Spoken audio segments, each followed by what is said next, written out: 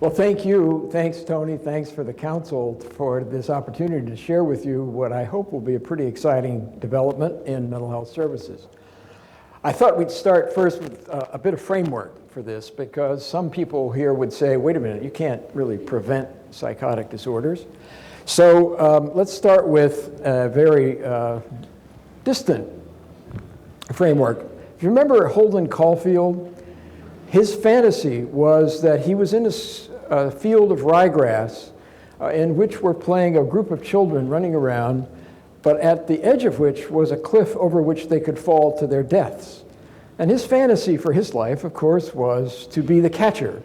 That is, the person who would prevent these kids from going to their death off the side of the cliff while being there playing. So I'm going to propose that you be the catchers, the organizations represented here. The kids are not kids, but adolescents and young adults who are at risk for psychosis, and therefore a lifetime of mental anguish, often disability, to say actually nothing of what happens to their families, of which I think you're all aware. So that's one framework. Another framework is a little bit more pertinent, maybe, and that's the notion of an ounce of prevention is worth a pound of cure. Ben Franklin, right? Well, actually, I think most of you would say it's probably worth a ton of cure, given what we know, because we're usually talking about cancer and heart disease, and here we're talking about a lifetime. So the second framework is one that also you're fairly familiar with, and that is what's called indicated or secondary prevention. That is early identification and early intervention in disorders that are otherwise fairly chronic. So Lee Hartwell has it really nicely. He said, look, we keep trying to get cures for cancer.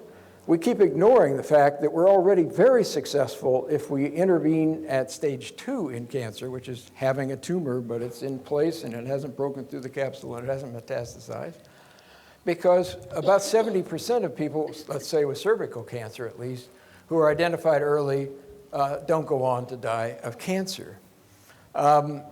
Same thing for heart disease. So we've been very successful in cancer using this paradigm, and we're equally successful increasingly around heart disease. So around myocardial infarction, a heart attack, what we want to do is identify people at risk. Well, that's pretty easy. If you've got angina on exertion, or you've got a really elevated cholesterol, you're at risk. So we could wait until you have a heart attack. But still, unless you're in a hospital, 90% of people who have a heart attack die. That's today. We haven't made very much progress in that. We've made huge amounts of progress in reducing deaths from cardiac disease by early identification and early intervention. So the problem is enormous. As you know, 2.5% to 3% of the population develops a psychotic disorder. It's the worst thing that happens to the most young people. Simple. We put a lot of attention into suicide in youth. It's extremely rare. But 2.5% to 3% of all high school and college students in this country will go on to partial or full disability because of these disorders. So the productive loss of years is second only to heart disease right now. The World Health Organization says that the mental disorders will go to the most disabling portion of the healthcare system in a few years. So it's a very serious problem. It accounts for 75%, up to 75% of the suicides and attempted suicides. Psychosis disables people, but it mostly also is a huge burden to the society and the economy. So it's a vast public health problem. Why don't we pay more attention to it? Simply because it's invisible, it's discriminated against, it's usually misunderstood. But of course, cancer was like that up until the early 60s. So we've been through this as a country before, and we've gotten past it. I think we can get past it for mental illness. And what you're saying is so important. Is anybody handling the music? Oh, yes. Okay, just what you're saying is so important. Well, thank you. That's one customer satisfied. So, so why we're here today is that the field of mental health has now developed an approach to do what we do with cancer and heart disease. That is early identification and early intervention. I'm going to talk about a model developed in Portland, Maine, called the Portland Identification and Early Referral Program. It's called PEER. More recently, Psychosis Intervention and Early Referral. So how does that model work? It has three components. First, community outreach, community education. Secondly, it's careful assessment to figure out if the person's really at risk. And then finally, evidence-based treatment, primarily psychosocial treatment. So let's start with the first. What we do in the PEER program, we started this in Portland. We basically talk to all of the school professional staffs in the junior highs and the high schools. We went to all the colleges and universities. We talked to the RAs. We talked to most of the pediatricians. So you can see we're looking at people who could identify who are those people. Well, you could figure this out. It's people who spend a lot of time with young people who would see that progression from health into severe mental illness at the earliest stages. So what do? Well, hopefully they'll start referring back to a specialized team.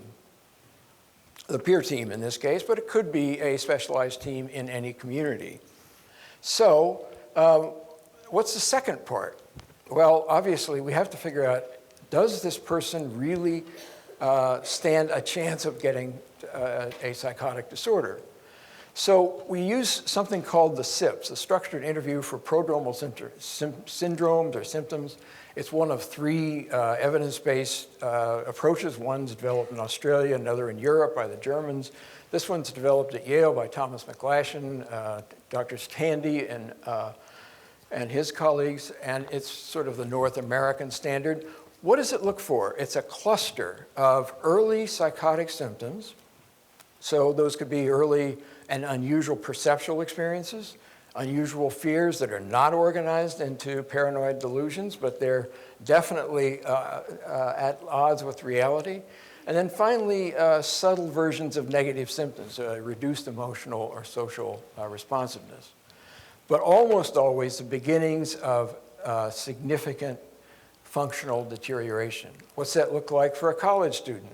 Deteriorating grade point average. For a high school student who's a star on the basketball team, we had one young woman who 3 or 4 months into this couldn't even dribble.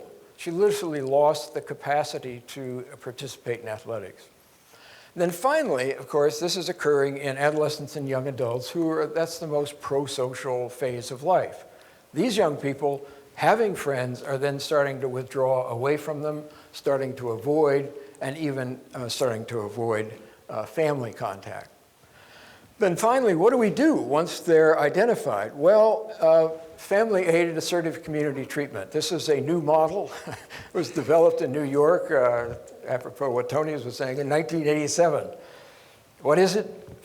Family psychoeducation in groups for families, assertive community treatment, supported education, supported employment, some cognitive assessments used in school and job placement, and with very judicial, careful monitoring, some medication. Now, what's funny about this, of course, is if you pay attention to SAMHSA, these are the SAMHSA toolkits for established schizophrenia, established psychotic disorders, slightly adapted, but they're in our repertoire already. So the question is, does it work? Well, the good news is, as of 2013, I think we can say this is evidence-based practices. So here's the sort of box score for the international studies. There have been 11 randomized clinical trials with a consistent finding of about 7.6% conversion to psychosis. In other words, all the rest did not have an episode in 1 to 2 years of identification and treatment. The complication is that the control groups have been all over the map in terms of conversion rates. As you can see here, the average is 23%, but that yellow line shows you that the variation is actually in the control groups, and that's because it doesn't take very much in these young people of attention, maybe even some out of study care to get better. So what happened in Portland? Well, first of all, we intended this being a population-wide approach to really deal with incidence, and in fact it did. So if we measured incidence by the first hospitalizations for psychosis, it's down 34% in Portland. And then looking at long-term outcomes, we've followed about half of these folks up for up to 10 or 12 years after treatment. And basically all of them had, about a quarter of them had an episode, and 3/4 were in school or work.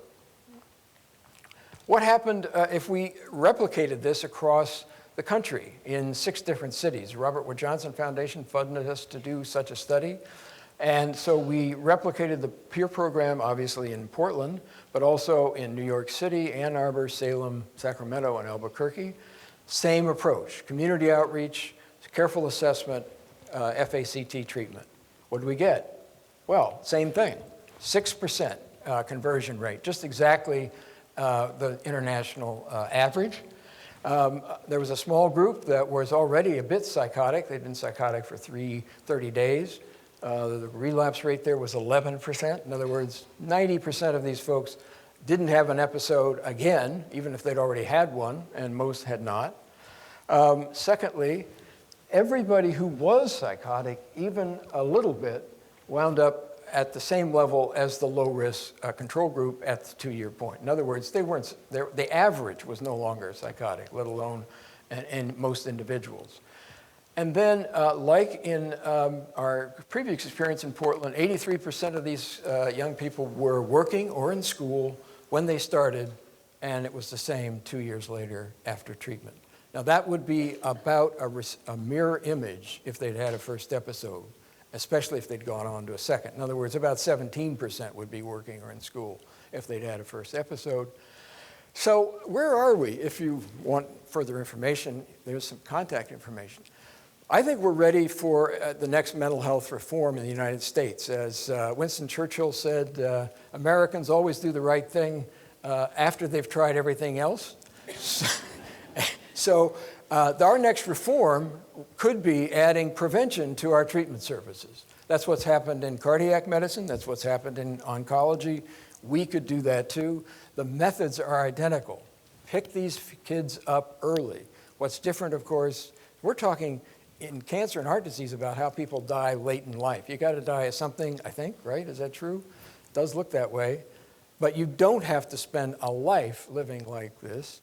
And secondly, if you don't do it, if the mental health services in this country don't do this, it's not going to happen. We're not at a stage in this country where, as we were in 1963, we're going to pass an act to create a whole new system to prevent the onset of psychiatric disorders.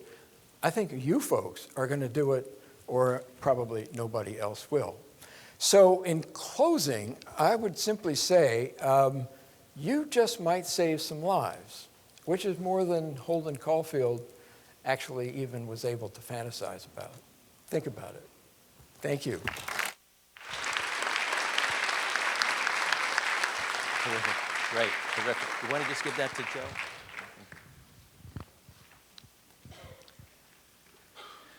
Okay, just to keep on schedule, thanks so much, Dr. McFarlane. We have also a speaker, Joe Robinson, and his topic is going to be healthy addictions. We've been learning a lot about unhealthy addictions at the conference, but managing stress and finding work-life balance. So Joe is a trainer, speaker, and author, one of the country's most quoted experts on work-life balance, stress management, productivity. So he has appeared on, you may have seen him on the Today Show, the CNN, NBC Nightly News, Public Radio, and the Wall Street Journal, Fortune, and other publications. He's also creator of the Email Overload Survival Kit. I love that. I have to figure that one out here.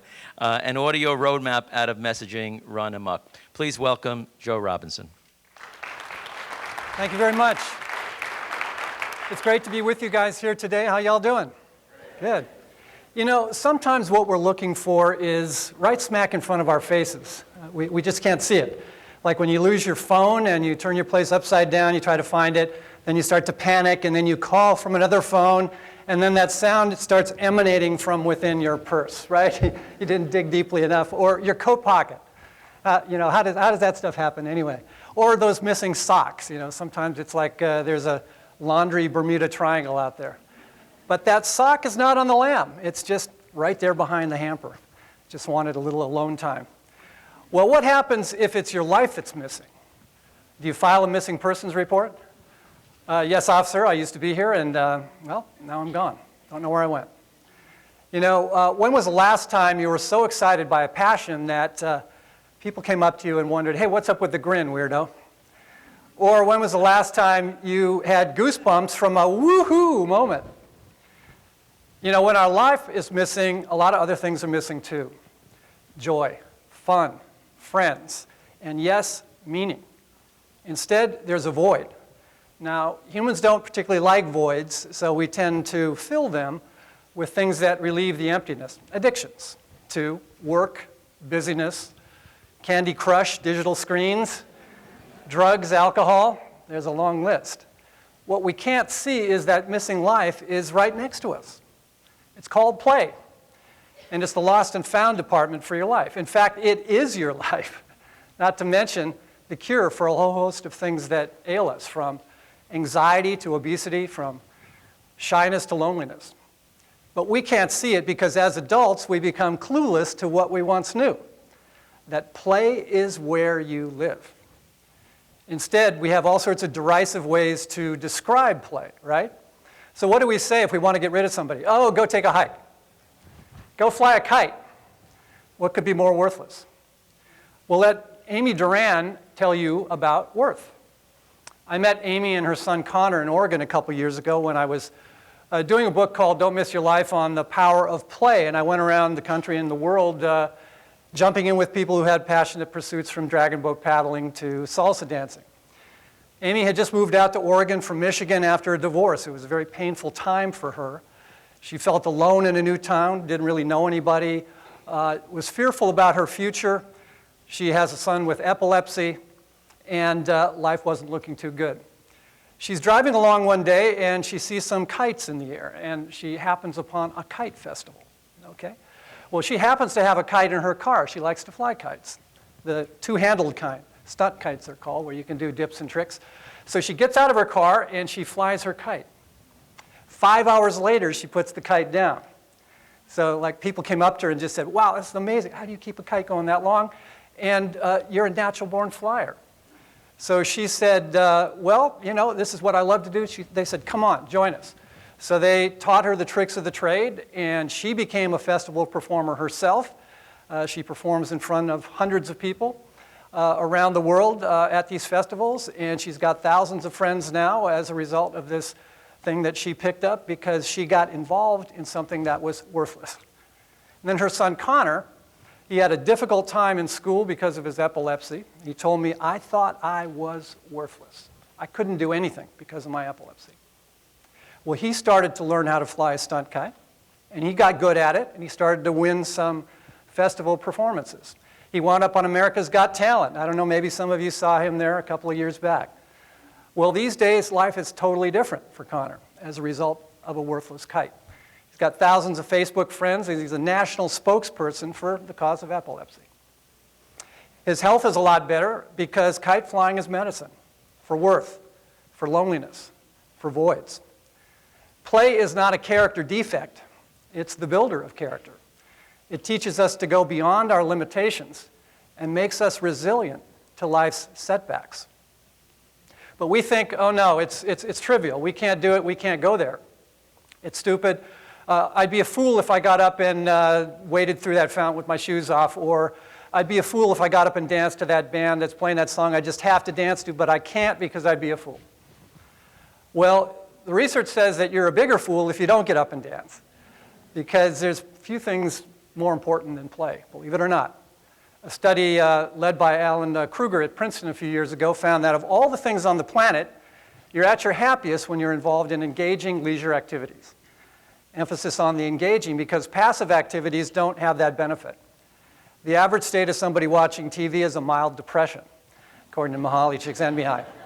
When you think of what's on TV, right? Dog the Bounty Hunter, worse tattoos.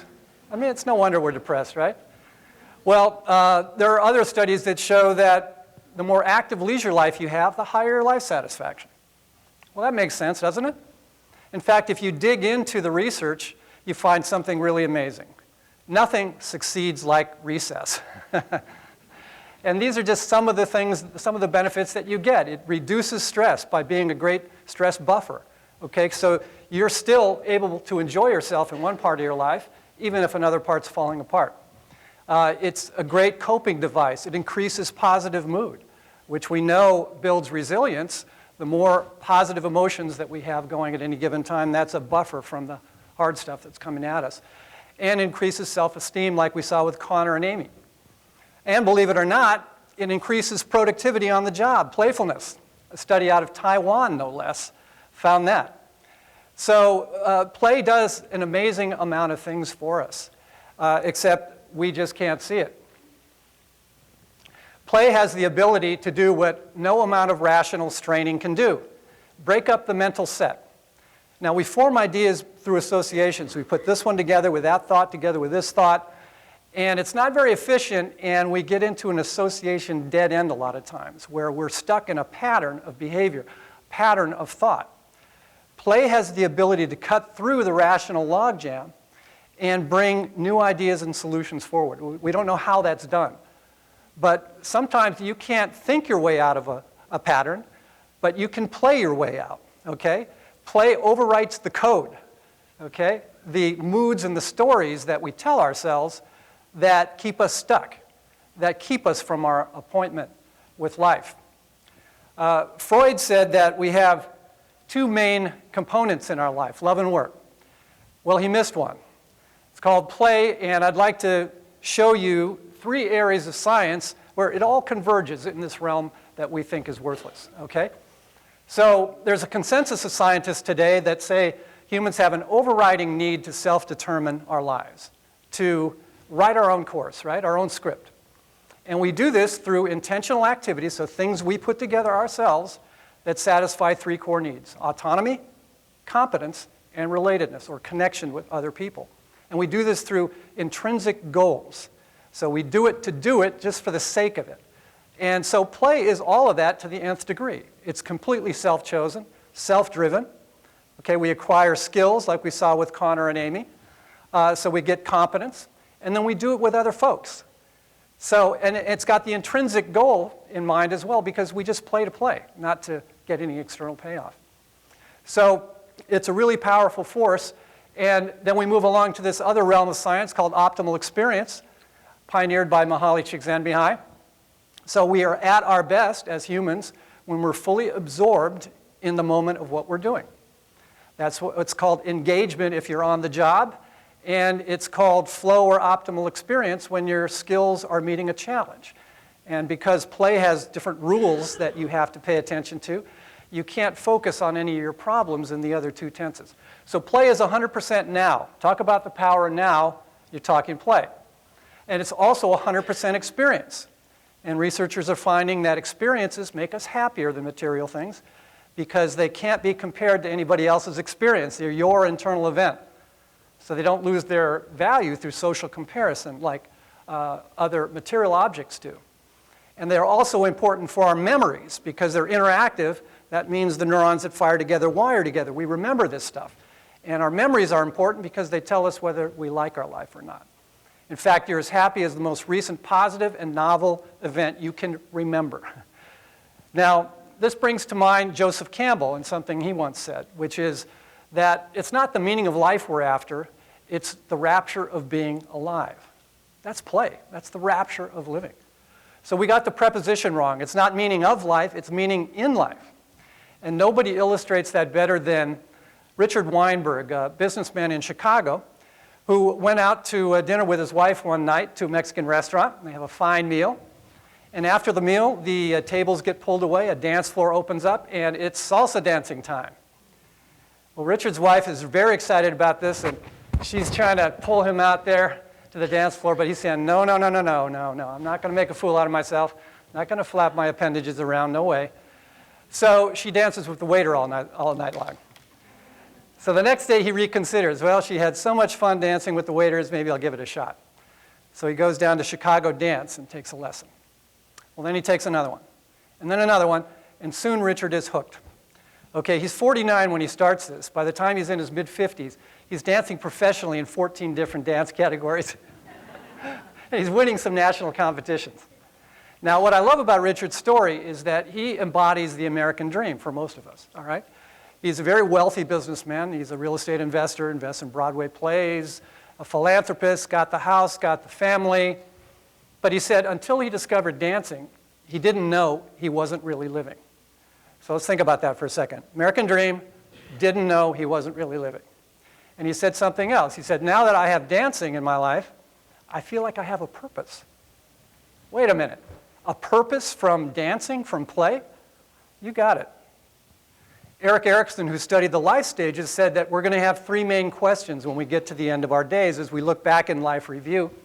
And all of these questions go right to the heart of how play really is where life is as good as it gets. And that we're going to be looking at that aspect of our life more than even the professional life years on. So the first question, and we can ask ourselves these questions right now as I go down the list, ask how you're doing so that you can have the answer you want when you get there. So did I do what I wanted? So that's the autonomy need, okay? And we know that play satisfies that to the nth degree. It's harder to get autonomy on the job, although it can be done through something called autonomy support, which is part of self-determination theory. And I'll touch on it a little bit in my talk at 4 o'clock this afternoon on sustainable performance. Our second question here, did I get what I came here for? So that's kind of the purpose and the meaning question. And now certainly you can get that from service and good works, and you can get that from your job, sure. And you can certainly get it from play, because we saw that Richard Weinberg just got that. Because when he acquired skills that allowed him to develop mastery as a dancer, he was able to internalize that, and it turned him into a dancer. He has now associated himself as being a dancer, and that brings meaning with it. When we have satisfaction from achieving something difficult, we have meaning. And then finally, was it a good time? Okay, so we know where that comes from, right? Fun and play. So how do we get more of that? Well, participation is the key. So we're not here to watch. We're not here to be screen zombies, texting away all day long. The goal is to get out there and participate like we once did. Since we forgot how we used to do it, I thought we could review the rules of recess. Okay? So you don't wait for an invitation. You just jump right in spontaneously, right? You play for the sake of it, not to get anything out of it. Okay? You don't need to know how to do anything, because well, you're going to figure that out when you get in it, right? What a silly obstacle that is. And then you try because you've never tried it before or done it before. That's the best reason to do anything. So we learn what we knew as kids, that fools have more fun. That's right. Foolishness is the prerequisite for all learning and discovery. As long as you're in the not knowing state on the way to skills, you are foolish. And kids are starved for learning, so they're not afraid to be foolish. And we shouldn't be either. And we need one other thing. You can't play hopscotch with a flowchart. The work mind can't play, I'm sorry. It wants results, output, external payoff. The life mind wants something completely different, to just be in the experience for its own sake. The skill set is opposite. On the work side, it's all about micromanaging and control. On the life side, it's spontaneity. On the work side, it's about safety and not sticking your head up. On the life side, it's about risk-taking. So there's a whole set of opposite skills here then that we need, and that we also need to pass along to people who really need them, say in the mental health arena. Okay? And so we also need to know the path. Well, how do we get to enjoyment and fun? So like the food pyramid, we are now going to see the fun pyramid and see that there's a path of nutrients on up the chain to enjoyment. So at the bottom, we have the curiosities, novelty, interest, openness. And we move on up to eagerness and enthusiasm and spontaneity with the energies. The interactions bring in other folks, gregariousness and participation, positive affect that makes things happen. At the top, we've got the enjoyments, joy, fun, elation, fulfillment, flow, all those good things. So when we have all this stuff going, we know we're going in a good place. So sometimes life can get us down, can beat us down, can punch us in the gut over and over. But play is there to catch us when we fall and lift us back up again. And can tell us that we're still capable of enjoyment in one part of our life, even if another part is troubled. We're still capable of competence. We can gain skills and make progress in life, even if another part is stuck, like our professional side. So we can see this everywhere, from the Wounded Warrior program that brings vets back to life through challenge courses and sports. We can see it in breast cancer survivors who paddle dragon boats. And I met a bunch of them. These people were told they could never do anything physical again in their life, and they do something very physical. I assure you, because I went out there and I rode with them, and they kicked my butt. And just to people who have lost that live-in feeling, right? And they enter an Arthur Murray dance studio, and they come out the other side with a new spirit. So it's time for all health professionals to bring this amazing resource of recreation therapy into the behavioral health care arena. It's time for doctors to write prescriptions for rowing, for ballroom dancing, for badminton. It's time for the healthy addiction to put a new hobby on your calendar, to put your bucket list together to make sure your life happens, okay? You know, researchers at University of Montreal have found that a passion can add 8 hours of joy to your week. Now, that's something I think a lot of us could use, right? And people that we work with could use. And they describe a passion as what makes life worth living. Now, the sure bet about happiness is that you never find anybody looking for it when they're in the middle of something they love. And that was the case for me a couple years ago. I went down to Rio de Janeiro to follow one of my passions, which is samba. And I went to an old dance hall there, and they had a fabulous band. There was a banner on the back wall that said, "While we have dance, we still have hope." And I love that. And there was a lot of hope on the dance floor, particularly in the person of one guy who was dancing like a maniac for 90 minutes straight. He was wringing wet, and he wasn't a spring chicken. So afterwards, I went up and introduced myself. Ronaldo dos Santos is 74 years old right now. He's there every Friday night, and this is what animates his life. This is what gives his life purpose. And we all need to find those things. So I asked him, I said, you know, Ronaldo, you're my new role model now. How do I get to be a good samba dancer? And he said, don't have shame. So worrying about what other people think keeps life missing. All right? The only audience that counts is the one who's going to answer those questions of Erickson's, particularly that last one, was it a good time? So right now, I'd like to do a little preparation for you. I'd like you to give me the answer you're going to give many years on to that final question. Was it a good time? Yes. All right, let's get out and live, ladies and gentlemen. Thank you very much.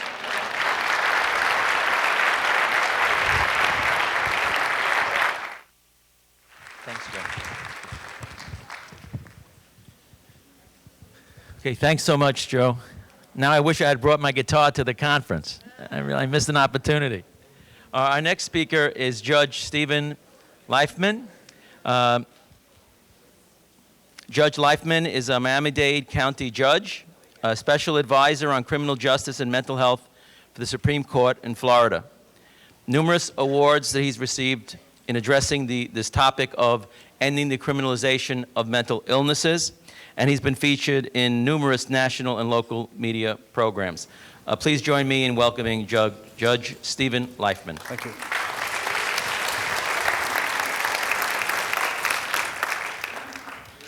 Good morning, good afternoon. There's a chair or two up here if anybody wants to try to squeeze in, and we appreciate standing room only. Thank you. When I became a judge, I will tell you that I had absolutely no idea I was actually becoming the gatekeeper to the largest psychiatric facility in the state of Florida. And it's a tragedy. What I want to do real quickly is show you a short video that really sadly sets the stage to what I'm going to talk about.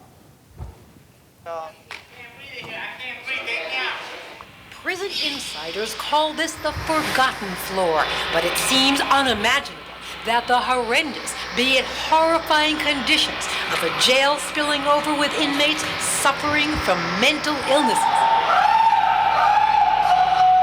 could be erased from any sane man's mind. As frigid air is pumped into sealed cells, some beg for help for the barest of necessities, water. The faucets are dry. The water's not working. The water's not working. He's drinking sewer water. He's drinking toilet water out of the toilet. We'll get you water. It doesn't work, the faucets. The faucets aren't working. These stench-filled cells were designed for one person, outfitted with only a single steel shelf for a bed. In this one, there's 3 inmates in a cell for one. Yet 2, 3, sometimes even 5 men diagnosed with mental illnesses, in most cases arrested for low-level felony crimes, in some cases misdemeanors, are locked up for days, weeks, months.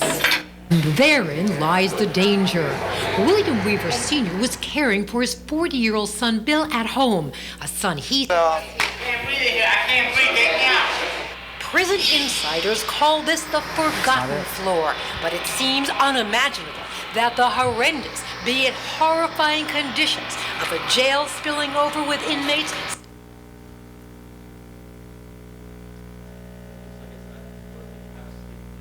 I'll just go with it. The second piece that you were to see on a video was about a young man that was unnecessarily arrested. His father had called the police because he just didn't know how to get his son treatment anymore. His son had no criminal justice involvement. And when he was in the facility, because they had taken too long to get him out for his treatment, he was having bizarre ideations, and he decided he would dive from the top bunk of the jail bed, and he broke his neck, and he became a quadriplegic. And it was devastating for him, his family, and for our system. Last year he died as a result of the injuries, and a few months later his father, I believe, died of a broken heart. Last year, 1.5 million people with serious mental illnesses were arrested. On any given day in the United States, we have 500,000 people with serious mental illnesses in jail and prison, and another 850,000 people on some type of community control or probation living with a serious mental illness. 40% of all people with mental illnesses at some point in their lifetime will be involved in the criminal justice system. My journey into the mental health world began one morning when I was getting ready to go on the bench. I was approached by a lovely couple whose son was in jail on a case I was about to hear. They came into my chambers and they started to tell me a horrible story. They had tried everything to get their son help. They told me he was a brilliant man. He had gone to Harvard and had a late onset of schizophrenia and was now homeless and recycling through our justice system in Miami. And they just didn't know what to do. I was relatively new at the time. I think when you're a new judge, you think you have a lot more wisdom and power than you really do. I made the mistake of promising them that I'd get their son help, because I was under this false impression also that if you got arrested and you had a serious mental illness, there must be some mental health system we would put you into, because I work in logic and that would be the logical thing to do. So as I started to go back into the courtroom, the mom stopped me and she said, "Judge, I need to tell you one more thing.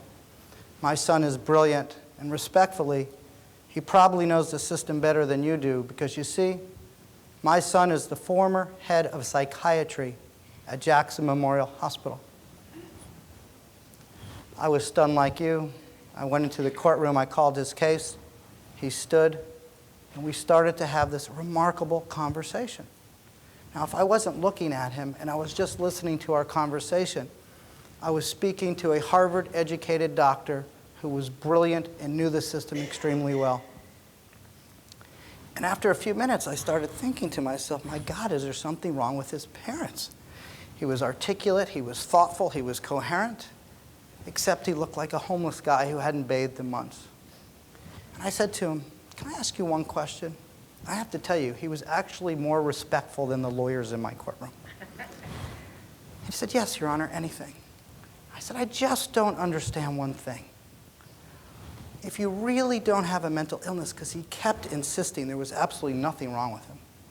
"If you really don't have a mental illness, why would a Harvard-educated doctor be in jail recycling through the criminal justice system?" All of a sudden, he got a look on his face that I will not forget to the day I die.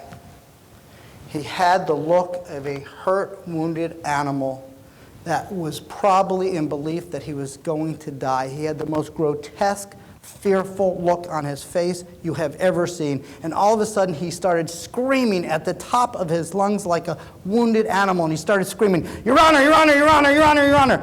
And everything was in sixes. "You have to have the couple removed. You have to have the couple removed. You have to have the couple removed." I said, "Aren't those your parents?" "No, no, no, no, no. My real parents, my real parents, my real parents. They died in the Holocaust, died in the Holocaust, died in the Holocaust. They're from the CIA, CIA, CIA. They came to kill me, kill me, kill me, kill me." The only thing you could hear in that courtroom was his mother crying. I did the only thing that I was told to do, because until that point, we had no judicial education on how to handle people with mental illnesses. I was told if someone acts strange and bizarre, order a psychological evaluation, which I immediately did. All 3 evaluations came back. It said he was incompetent to stand trial, and he was in need of immediate involuntary hospitalization. I gave the evaluations to the lawyers. I asked them to stipulate to his evaluations, which they immediately did, and I began to order him into involuntary hospitalization. I looked down. The assistant public defender was grinning. I will tell you, I am a former assistant public defender, and when they grin, it's bad. And she uttered the words, "Do I have any lawyers in the room?" Well, you won't appreciate this, but she uttered these words that you'll appreciate in a second. She said, "Your Honor, in all due respect." And when the lawyer says that to the judge, it has nothing, trust me, to do with respect. It's kind of this, but they can't do that, and that's how they relate it to you. I said, "Excuse me?" And she whips out a Florida Supreme Court case, which I had never seen or heard, because remember, I had no judicial education on how to handle people with mental illnesses. I read it, and I read it, and I read it, and it was so weird. I took a break, and I went and called my lawyer. We have lawyers. I said, "Read this case, it makes no sense." She reads it, she comes back on, and she says, "You're right, Your Honor, it makes no sense." And it said, "County court judges, of which I am, have absolutely no legal authority or jurisdiction to involuntarily hospitalize anybody. I have to release them on a conditional release, wish them well, and tell them to come back." We don't become judges to be part of that kind of problem. I followed the law. I broke my promise to his parents. I put him at risk. I put the community at risk. I probably put my job at risk. He never came back. It's 14 years ago. I don't know if he's dead or alive today. I left the bench pretty upset that day, and I got on the phone and I started making calls, and I learned 3 lessons. The first lesson I learned is that Miami-Dade County had a very serious mental health crisis. 20% of our jail population has a serious mental illness. 3 of our 9 floors are mental health floors. People in our jail stay 4 to 8 times longer than someone without a mental illness for the exact same charge, and it cost us almost 7 times more. And 21 people in my community with mental illnesses have died during an encounter with the police because the police weren't trained on how to handle the case. Second lesson, this wasn't just a Miami problem, but it was a state and national problem as well. Former Surgeon David Satcher calls mental illness the silent epidemic of our times, but if you work in criminal justice, there is absolutely nothing silent about this epidemic. And the third, and maybe worse, lesson I learned that day is that our mental health systems are horribly under-resourced, they're fragmented, and they are not set up to handle the people with the highest acuity of mental illnesses, and they end up in the criminal justice system, and the system needs reform, and it needs to be changed drastically. And so I've gone back, and over the years that I've been working on this, I've tried to do research, and I've decided there are 4 drivers that are creating this criminalization of mental illness. And the first is, we're just horribly under-resourced with money to handle the population. That's number 1. But just money is not going to fix this problem. Second, where we spend our mental health dollars is greatly contributing to this problem, and I hate using this term, but it is sucking the blood out of the community mental health system. And what am I referring to? Competency restoration is one. When someone is charged with a felony in most states and they are incompetent to stand trial, we spend $3.5 billion nationally to restore them so that they can be tried. Wonderful concept in 1955 when there were 5,000 people with mental illnesses in this country in jails and prisons. Well, now we have 500,000. and 1.5 million going through the system. So in my state, just to give you an example how horrifying this is, I have 2,500 people a year who need to be restored in Florida so we can try them. I have 180,000 people a year in Florida who at the time of their arrest need acute mental health care treatment. Florida spends one third of all of its adult mental health dollars, almost $250 million a year, to restore competency for those 2,500 people. And it's constitutionally mandated. It is an entitlement. Now, I come from a state where most of us come from states where taxes is a 4-letter word. So where does the money come from? It comes from you. It comes from the community mental health system to pay for the entitlement system, and it's killing us. And where's the other public money? In prison. Who is the fastest growing population in prisons? People with mental illnesses. And it's not that they're violent. In fact, their prevalence of violence are about the same as people without mental illness. It's just that they keep rotating through the system so much, they accumulate points, they accumulate priors, they end up in the prison side. In fact, the average stay of someone in prison in Florida is only 2.5 to 4 years if you have a mental illness. In Florida, it's grown by 178% over the last 14 years. We went from 6,800 people in our prisons with serious mental illnesses to 18,000 today. It's growing so fast, even though our general prison population has leveled off, our mental health population is still going like this. It's growing so fast that we are projecting it will double again in the next 10 years, which means Florida now needs to build 10 new prisons just for people with mental illnesses to deal with this growth. The cost to build and operate 10 prisons in Florida for people with mental illnesses for 10 years is almost $4 billion. And there is something wrong with a society that is willing to spend more money to incarcerate than to treat. And they're only going to be there 2.5 to 4 years, and they're going to come out to the same under-resourced community system that got them there to begin with. It is insanity. In fact, if you think about it, it is the definition of insanity. We keep doing the same thing again and again, and we expect a different outcome. The third driver, Medicaid, well-meaning, but the Medicaid rates, the Medicaid plan are 50 years old. Medical necessity is what pays for a client. Medical necessity is not what most of our patients and consumers need to recover. A pill and a few hours in the hospital is insufficient, insignificant, and actually in some ways contributes. And the fourth piece of the driver is our involuntary hospitalization laws. They come from common law, Old English, 1700s, dangerousness, that we're going to build a system to protect society from these dangerous people with mental illness. We use the same standard today. Shouldn't need for treatment be considered in the treatment of people with mental illness as opposed to their dangerousness? It's kind of an absurdity if you think about it. I've been doing this for almost 15 years, and I've come to a very simple conclusion, that if we treated people with primary health care the way we treated people with mental illnesses in this country, there would be rampant lawsuits and criminal indictments. I don't understand why it's lawful to discharge people with mental illness into homelessness. My God, if you hurt your knee and needed a replacement, go to a hospital, your insurance would cover almost all of it. They wouldn't even release you until you're medically cleared. And then what would they do? They would send you to a rehabilitation facility, and your insurance would cover it. And you wouldn't be released until you're ready to go home. But my God, you go into a hospital, you're psychotic as hell, you're no longer dangerous, you're released to homelessness. You should be mad as hell. Why are we tolerating this system of care? Because where are they ending up? They're ending up in jail, they're ending up dead, and they're ending up in hospitalization unnecessary. Now the good news is there are solutions. There are 3 or 4 things we have to do. Number 1, we have to develop community collaborative systems. I call it the 80% solution. And you need 10 things in this system. You need good diagnosis and treatment. You need trauma-related services. 80% of the women, 92% of the women in jail and prison in the United States with serious mental illnesses have severe, severe trauma, and most of it is sex abuse. But do we provide treatment in our communities? Very little, if any.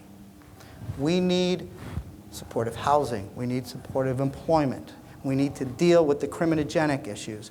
We have to have pre- and post-arrest diversion programs in our court systems so that we keep people out, and when they do come in, if they're eligible, we need to get them back into treatment. Last year, City of Miami and Miami-Dade County, we have over 4,000 police officers trained in CIT.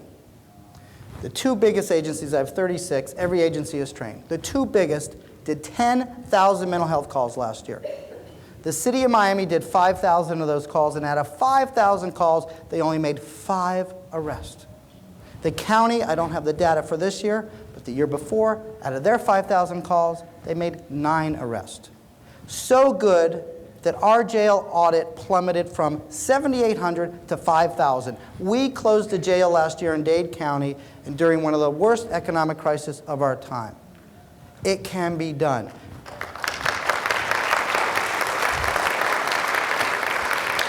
Second, you have to have post-arrest diversion.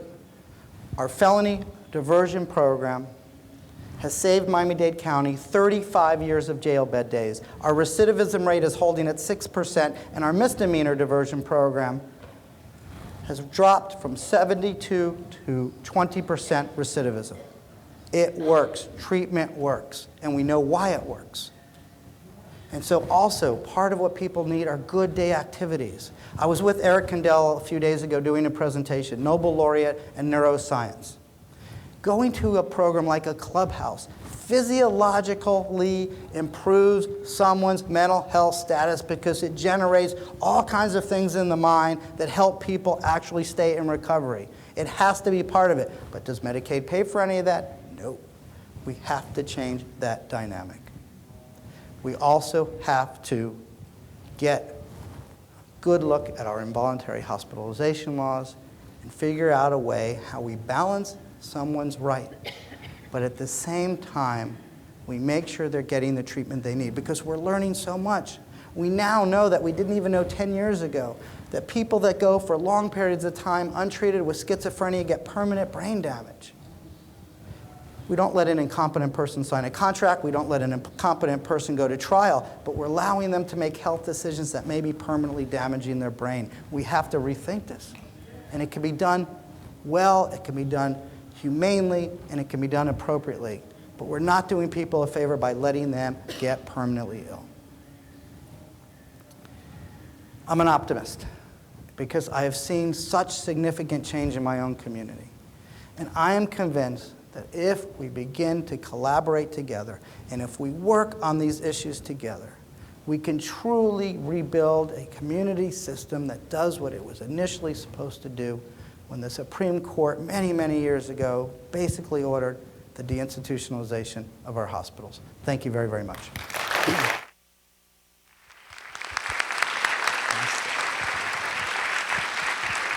Now, folks, come on now. The 3 presenters, fantastic, right? Let's give them all a round of applause. Okay, thank you. All right, folks, have a good lunch and a good remaining day of the conference. Bye-bye.